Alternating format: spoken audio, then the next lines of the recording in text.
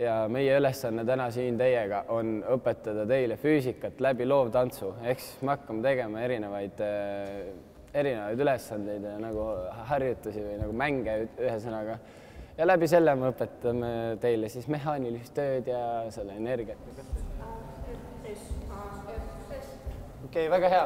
Teile väike mälukontroll. Enne Maris ütles teile valemi. Kas teil on meeles, mida tähendas A, mida tähendas F ja mida S? A oli töö, F on jõud ja S. Ehk siis jah, see pikkus nagu kui pikalt mingi asi liigub selle jõu mõjul. Ja nüüd ongi teil ülesanne. Te teate ise, mis täht keegi on. Ehk siis A on nüüd see, keda liigutatakse. Tema on see töö. S on see, kes juhib. Ehk siis tema otsustab, kui pikalt juhitakse. Ja F on see, kes veab seda inimest.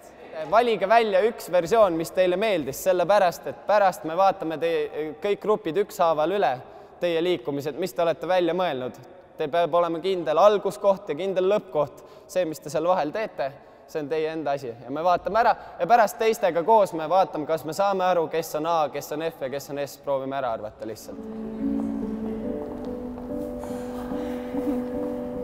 16.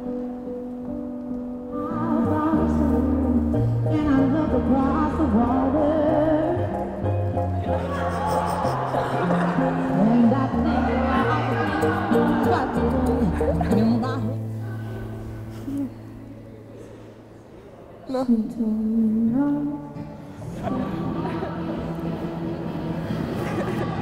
Muusika meeleolu kasutage.